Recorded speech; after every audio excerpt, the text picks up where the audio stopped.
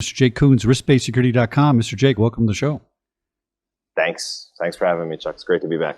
You guys are going to be at RSA booth 3111 in the South Hall. Make sure everybody goes out there and checks them out.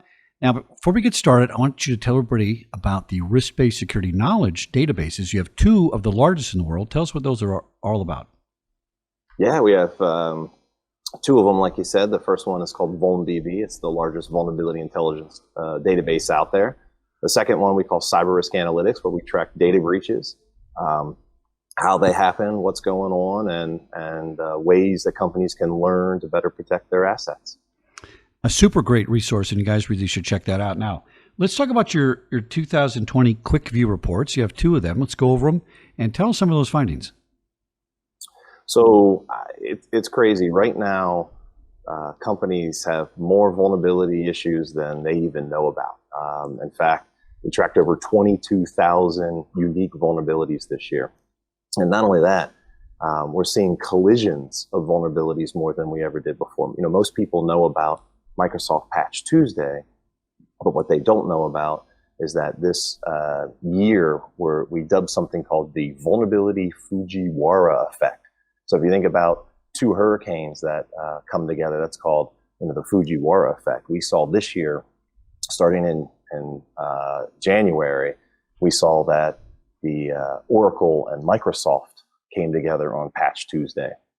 And so absolutely just a crazy amount of vulnerabilities on one day where administrators out there are having to figure out what's going on, what impacts their assets, and how to go from there. Now, when you say this year, you make me nervous because it's only February. This isn't 2019. We're talking 2020, right? Well, so for 2019, that's when we tracked over 22,000. And then this year is when that Fujiwara effect, it first started in January. And there's going to be two more times. Because usually what ends up happening is, Microsoft releases on Patch Tuesday. We see a couple other vendors that also release. Oracle does their quarterly releases, but they don't tend to, happen on the same exact time. And so it happened in January, and there's two other times coming in 2020 where we're going to see, both Oracle, Microsoft, and a whole slew of other vendors like Adobe and Intel and maybe even Google and others all release. And it's going to be a tough year for companies dealing with vulnerabilities in 2020. There's no way around that. Now, since you're literally one of my favorite guys in this biz, I'm going to give you an acronym that I came up with. I'm pretty sure I'm the one that came up with it. We have Security as a Service, right? SaaS. I got SAAV, Security as a Vulnerability. We have so many protections in our networks and so many security programs, they make us more vulnerable because we can't keep track of all of them.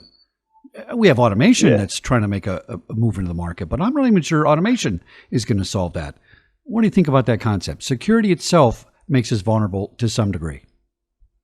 So it's funny. I think you and I have talked before about security products and how they have vulnerabilities themselves. Don't get me wrong. But what I would tell you why I think security companies are a real problem is they're using bad data. And so there are so many security companies out there that will run a report for you, tell you think everything's okay. And the reality is that they're not giving you the full situation, right? So you think everything's fine, but how do you actually know that the vendors is tracking vulnerabilities in the products that you care about? And right now we're sitting on 73,000 vulnerabilities that aren't tracked by what's called CVE and NVD. I think we've talked about this a few times for your viewers, but all these security vendors out there, and I challenge anyone that when they're at RSA, go around and ask these vendors what they're using for their intelligence. And when they say the word CVE, you should know you got a problem. That, just like you said, security as a vulnerability. These security companies are not giving their clients the data they need to make those best risk decisions. Now, it's interesting you should say that. I spoke to a gentleman a couple of days ago. His product lets coders receive feedback in real time. So as they're laying down the security code in a program, they can say, wait a minute, that's not going to work. You got a vulnerability there. Let's fix it. So they are self-aware, I guess. They're trying to get to a point where that's better. But I just wonder if that's not enough.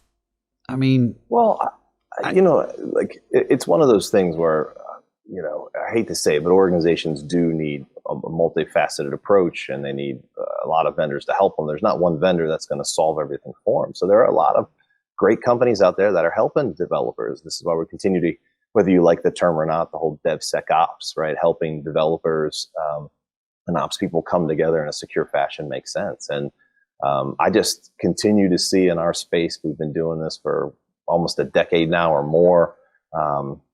People just aren't making the best decisions with the best data. And so they're putting themselves at risk. So, there may be a company out there helping with one little piece for the developers, as you suggested, but they can't use that alone for everything. They need to make sure they're looking at the comprehensive vulnerability data out there, and then looking at risk ratings and data breach intelligence for their vendors. Ratings, right? We do 5-star crash test ratings. Others will do credit scores and things of that nature. So I think a lot of people are trying to rate organizations of vendors.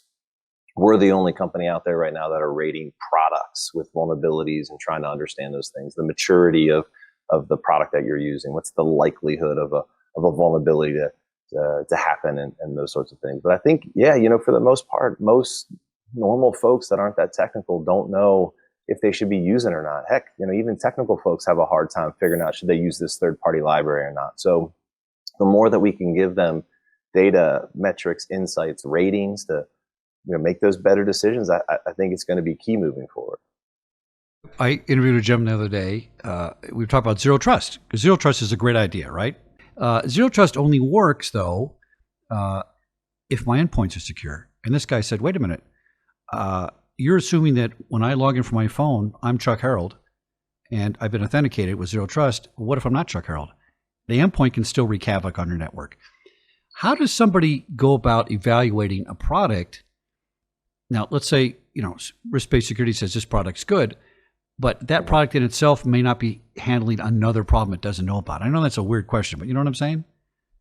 Yeah, again, I think it's really tough to answer some of these questions through the lens of one security controller, one vendor. And I think that's what makes it so complicated for organizations that just want these things to work, right? I mean, so many attendees at RSA, they're going to be overwhelmed in the expo with, thousands of vendors all telling them, you need my product. And in many ways, just one product or one solution by himself has other weaknesses. So, zero trust is definitely a big buzzword now. It's been that way for the last couple of years, but there are some other things that influence it, just as you mentioned. And if you don't have confidence and trust in some other factors to say you have a zero trust network, it makes it really hard. Jake Kouns, riskbasedsecurity.com, proprietor of the 2 largest knowledge databases in the world regarding cybersecurity. And make sure you check out his QuickView Reports. He's going to be at RSA booth 3111 in the South Hall. Make sure you stop by and see him. Heck of a nice guy, and he knows what he's talking about. He walks the walk and talks the talk. Mr. Jake, thanks for coming on SecurityGuyTV.com. And when we get back, let's get ready for Black Hat. Thank you much. Better data matters. Better data, better risk decision. Come see us at our booth.